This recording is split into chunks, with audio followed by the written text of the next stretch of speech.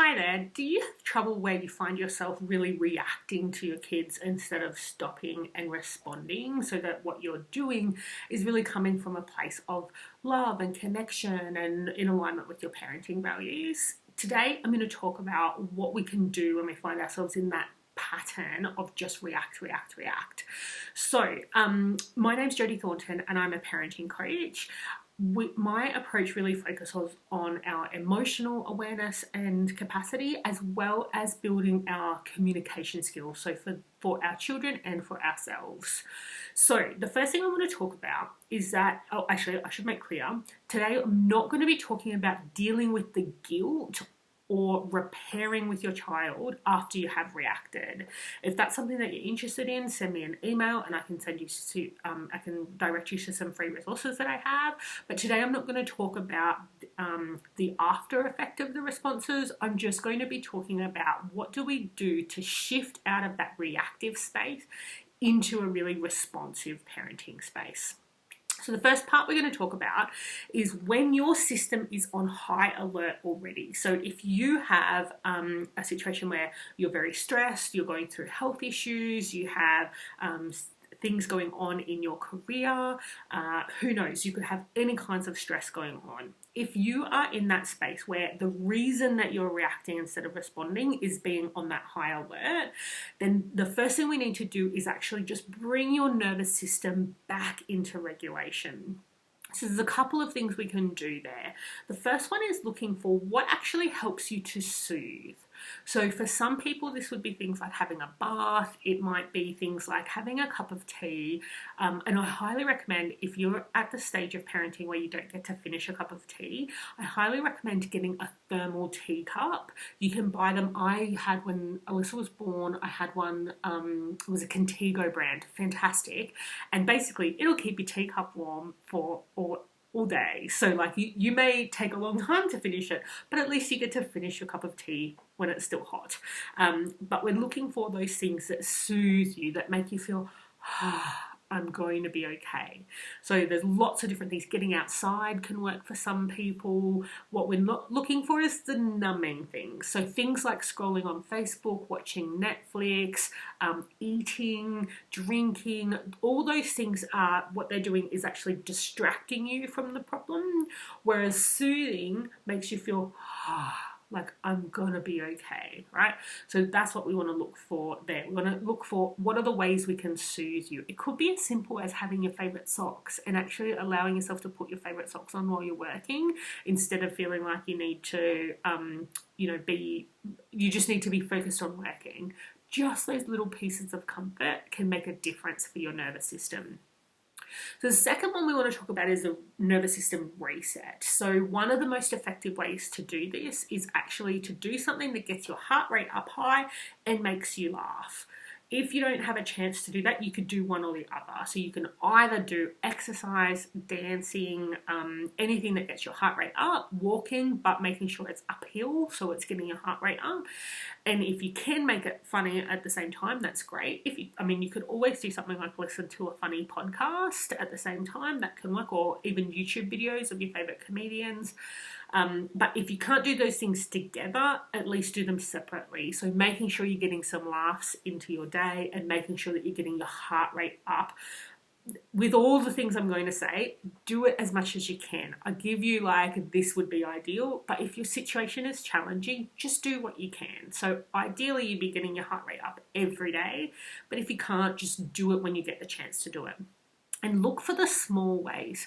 So if we think about, ideally, I'd go to a pump class, but at the moment I don't have childcare, or at the moment we're in lockdown, look for what's a small way. Can you do a Zumba YouTube video? Can you do a Denise Austin old aerobics video? Like, what is something that you can do within the time that you have, and in the circumstances that you have? The smallest amount of contribution in this space will still make a difference. So if you're thinking, I can't, lady, then go to, how can I make it smaller? How can I make it fit? Based on the circumstances I have, what can I do? And another thing that can help you do a reset is really getting some things off your chest. So that might be journaling. It also might be doing a voice record for yourself, like actually just getting off your chest everything that is worrying you. Or you could do it with a friend or a service provider. So if you have a psychologist, if you have a parenting coach, it's something that I can help you with.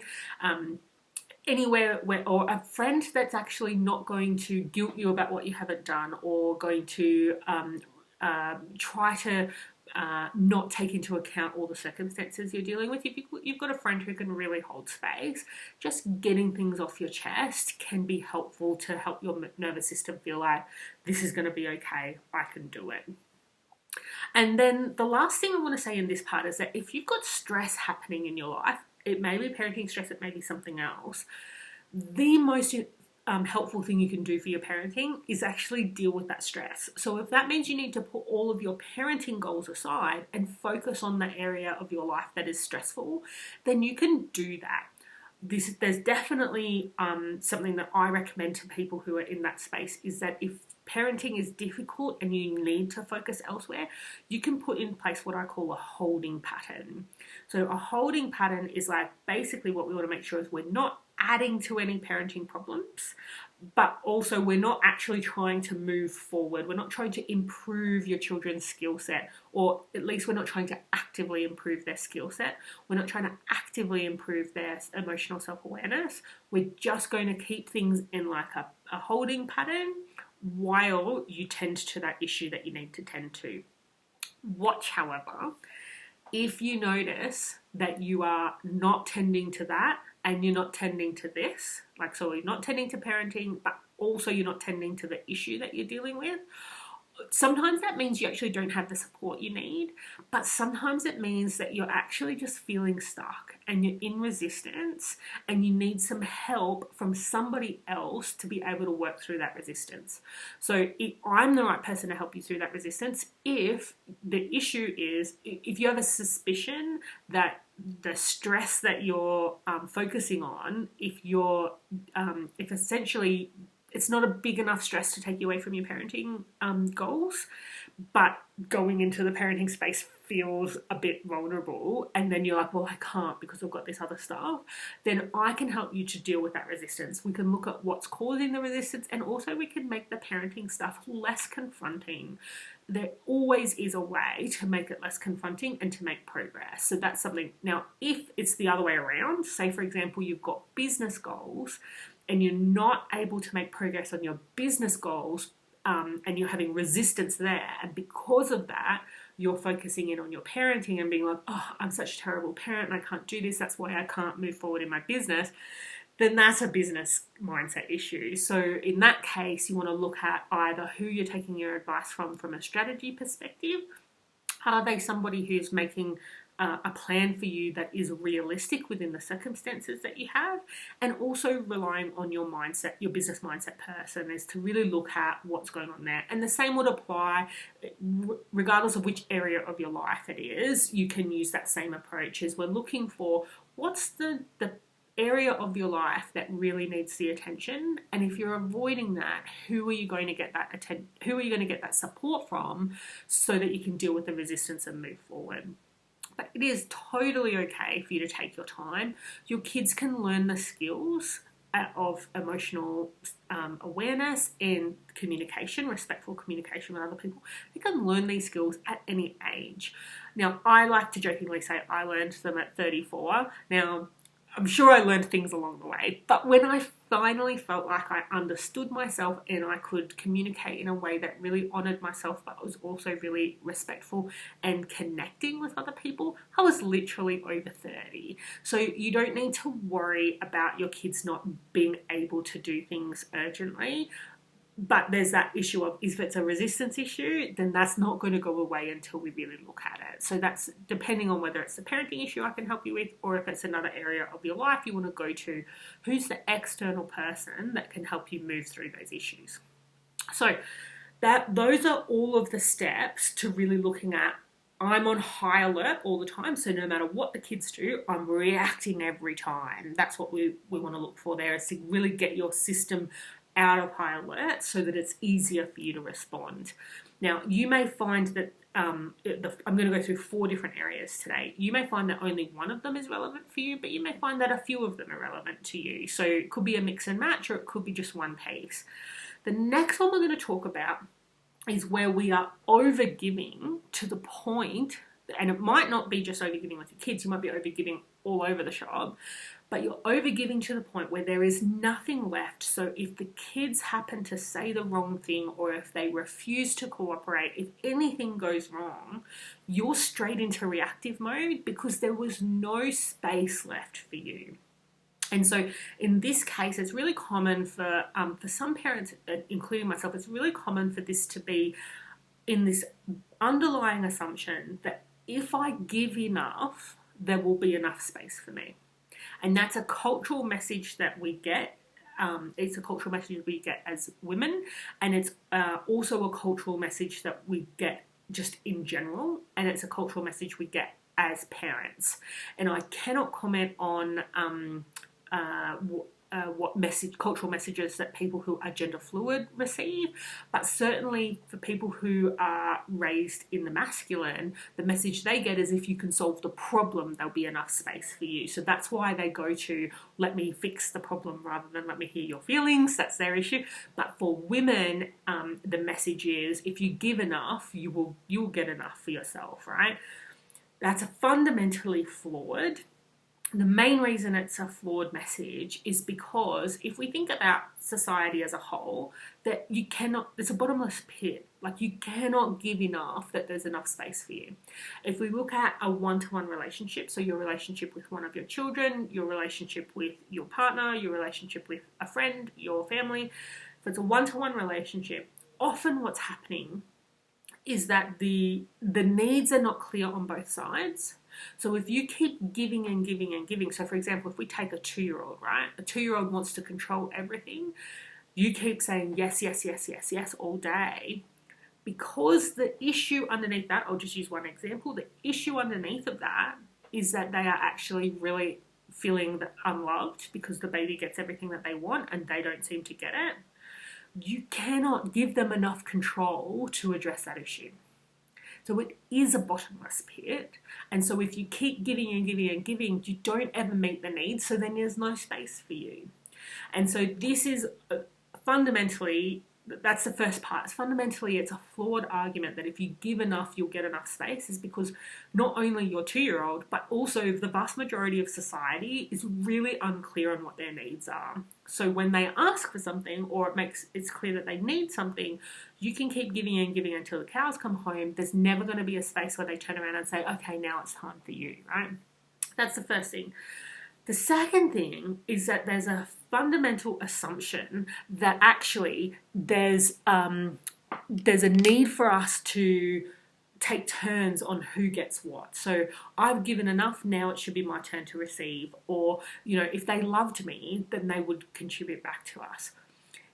At the end of the day, the vast majority of the time, we are able to find a solution that works for both of us. So we need to let go of this idea. I'd call it like taking, whose turn is it to sacrifice?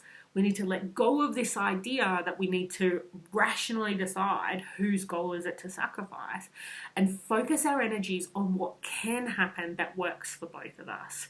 So the 2-year-old who is demanding to have a shirt that's currently in the wash, if we're clear on why they need that shirt, and we're clear on why you can't give them the shirt that they want, if we're actually clear on those things, it's no longer a power struggle. There's actually, you've gotten there when the options open up. When you find that there are many options to choose from, and we're just looking for which one we're most comfortable with, that's when you know you're clear enough on what's going on underneath. And then the last thing is that your needs are important too. So one of the messages that comes through in a lot of parenting, the more progressive parenting styles, is basically you need to give your kids everything that they need. And if you need something, that's actually not really their responsibility, which is true. It's not then, when I say that's true, it's true that your needs are not their responsibility, but the vast majority of the time we can find a way for it to work. But secondly, when we think about what it means for our needs to be met, so if there's a situation where we can't get both our kids and our needs met, then what is the issue that everybody's worried about is, what does that cost your child to not get their needs met? And when we think about it, what the cost is actually what we make it mean. So if we think about the times where we didn't get what we needed as children, the issue was not that we were not getting the thing that we needed. The issue is that it felt like, sometimes we were directly told, and sometimes it's something that we assumed from what we were experiencing, it felt like our needs didn't matter, or it felt like there was something wrong with us, or it felt like, I can't think of another good one, but there's these issues that we make it mean, because we're not allowed to have the shirt that's in the wash, it means I'm not important, or my needs don't matter, or I'm unlovable. Like, there's all these things that are underneath. So if we communicate to our child, the reason I can't give you that shirt that's in the wash is because if I spend all my days doing the washing, I don't get a chance to relax. So I'm only washing however many times. Most of us are washing every day, but you know what I mean. So I can only wash at that time, and it's so important to me to get what you need. It's so important to me that you get what you need. I really can't give it to you this time. Then what we see is that our children don't get so attached to getting their needs met as a way to protect them against all of these beliefs that they might pick up. But it becomes, oh, I understand that in this moment what's really going on is that. So when we do all of these things, then once we've let go of whichever one of those is an issue for you, for some of us it's many, for some of us it's just one, then we stop over-giving as a way to get what we need. And that means that we've got space left, that when they say no, we know how to react to that, so we know how to respond to that, because we have the space to go, I wonder why you're doing that, or actually, I know that you don't want to, but you really need to get in the car right now. Like, it's much easier for you to respond if you're not over-giving to the point where you have nothing left. The next one is that if you don't have an effective strategy. So number 3 is, when the issue comes up, they're not listening, they have big feelings, they're being violent to a sibling, whatever's going on, if you don't have an effective strategy to deal with that issue, you're more likely to react, because the more times the situation comes up and you don't know how to handle it, the more first of all, your mind thinks this is a crisis because these are my children. I want them to grow up healthy and happy. And if I don't know how to fix this is a big problem. The more times this comes up, the more that entrenches this sense of this is a crisis and I don't know how to handle it. But you're also likely, when you have a situation where you can't fix it, your brain is very likely to go looking for what's the baggage that you're carrying that this feels most like. And sometimes you notice it. Like, sometimes I'll have clients say to me, I'm saying this to my child and I feel really awful because it reminds me of what my parents said to me. Other times we don't notice it, but that big sense of really intense feelings coming up, we know it has something to do with the baggage. We're just not sure what the connection is yet. And so if we can avoid all of those things coming up if we just have an effective strategy. So you need to have effective strategies to get your child to listen, to handle their big feelings, to handle sibling disagreements, to be able to handle them having difficulties with their other parent, or even to be having difficulties with their friends or educators at daycare, teachers at school.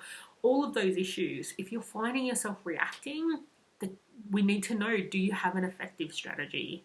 If this is the one that is affecting you, send me an email, jody@jodythornton.com, and just let me know what's going on for you, and I can direct you to some free resources that I have about effective strategies in each of those areas. So the last one, number 4. So just to recap, we had number 1 was your nervous system is on high alert all the time and we need to reset that. Number 2 was we're overgiving and that leaves us with no stretch. Number 3 is you don't have an effective strategy to deal with the issue that's in front of you. And number 4 is you have the strategy, you know you've got an effective strategy, but it's in the moment you're reacting rather than responding. Some of the time, one of those earlier issues is the reason you're reacting, not responding, even though you have an effective strategy. But some of the time, it's actually getting your subconscious mind to go straight to the effective strategy as a default. And that takes some time to get used to.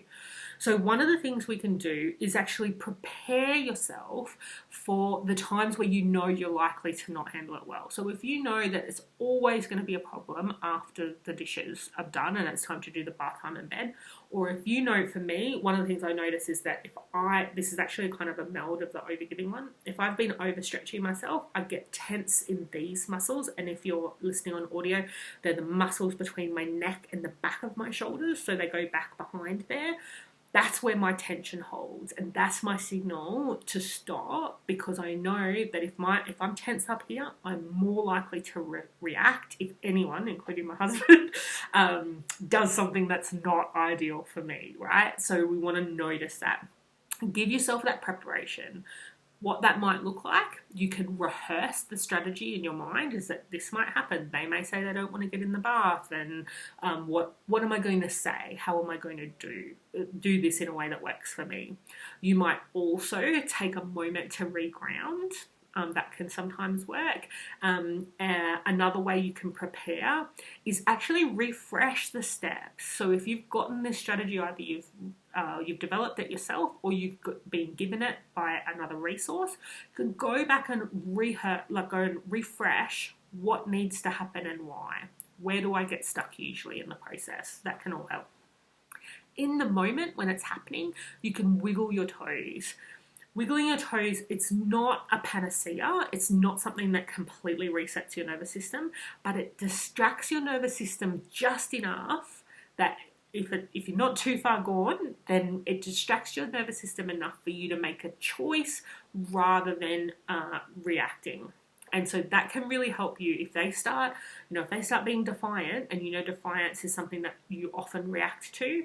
If you wiggle your toes straight away, that can just distract you enough to go, okay, they're being defiant. How do I want to handle that? And that gives you some space to make a decision. It's not something that works all the time, but it works a lot. So it's worthwhile practicing that one. The last one is that after the fact, after you've done a reaction, we want to redo it. So you can do this by yourself, or you can do it with your child. You can have the conversation. So you want to go back and go, what we're looking for in the scheme of things, we're looking for where was the easiest point to change that trajectory. So it is often true that they had a big feeling and we missed it. And because we missed it, then we ended up on this trajectory. Now, if in this case, say for example, this is happening for you in the evenings, maybe you're exhausted from your day, and the idea that you would be emotionally attuned at that time of day is just not achievable for you for whatever reason. That being the case, that's not the easiest place, right? We don't want to do it because we should, or we don't want to do it because that's the earliest. We want to notice where is the easiest place in the trajectory that we can make a change. So if you're feeling like it's just something you're practicing, then yes, being more emotionally tuned will help. But if that's not the case, either in this circumstance or for you in general, then what the easiest place might be the first time you yell, right? That might be, if I've yelled, that means I need to stop and just reset myself, right? And then we go, okay, so if we replayed that, they had a big feeling, I didn't handle it in a particularly attuned way, I had the strategy but I didn't think to use it. The next time when I yell, I want to notice that that's the time for me to stop and say, look, sweetie, I'm sorry I yelled, I'm really frustrated right now, and then reset onto the trajectory and use that strategy that you would normally, that you're intending to use. You can have that conversation with your child and say, hey, earlier when you refused to put your shoes on and then I yelled, I'm so sorry I did that. For me, I wish what I had done is when you refused to put your shoes on, I wish I had asked, like, why is it that you don't want to put your shoes on? That's what I wish I had done differently. What this does is a couple of things. it gives our our subconscious mind, that's not even correct, it's our neurology. So it gives our neurology stronger patterns on the strategy we're trying to use. So the more we use neurological connections, the stronger they become. So this is like kind of the science behind habit, is like the more often you've done something, the stronger it becomes. And so what we need to do when we've got an old habit, we're trying to create a new habit, is we need to let the old habit atrophy and die, and we need to strengthen the new habit. So in that case, when you're doing it after the fact, it is very helpful. I'm not sure it's as helpful as doing it in the moment, but it's very, very helpful for your neurology to build those connections, strengthen those connections so that it's more likely to happen in the next time. The second thing it does is that if you do it by yourself, it reminds you that you actually can do this. You have a strategy. It will work. It's actually okay. So what that does is it means that you're not holding on to this, I did the wrong thing. If you have a conversation with your child, it also builds trust with them because they can see that you are reflecting on how you're showing up in your relationship with them. And it's showing them that you're really having an intention to do things in a different way. So that builds trust. And then also it gives them the opportunity to go, oh, well, if I had told you the reason I didn't want to wear the shoes is because I was nervous to go to grandma's house because our cousin is going to be there and the last time, he hurt me. Like, then they can say, oh, I didn't realise that was why I was refusing to put my shoes on. Or I knew that was why, but I thought you were going to make me go anyway. If I had said that, then we can talk about it. We can work through it. We can find a way forward. So it gives them, it models for them as well, that idea that we can reflect and refresh so that the next time we're more likely to handle it well. So this has been a very in-depth blog, but I think it's going to be really helpful for a lot of you because this place when we get reactive rather than responsive, we tend to tell ourselves we just need to do better. We tend to tell ourselves, oh, made that mistake again. We don't tend to unpack what is actually in the way of us responding and how do we put a precise strategy in place so we're spending less energy, less time, less guilt, and focusing more in on how can we make this change more effectively and how can we make this change happen quickly for us and for our kids. So if you have any questions at all, this has been a massive topic area. So if you have any questions at all, please do message me, jodie@jodithornton.com. And if you need some help with any of these pieces, so whether it's dealing with that resistance, getting your nervous system reset so that things can get easier, letting go of those over-giving tendencies because we've got those cultural messages or beliefs we've picked up from our own childhood, building effective strategies for any of your parenting problems, or even finding a way for to embed your strategies so that they're easier for you to do. If you have any of those issues going on for you at the moment and you'd like my help to make it quicker and easier, please do reach out. We can have a chat about where you're up to and what you need, and I can let you know how I can help. Thanks so much for watching.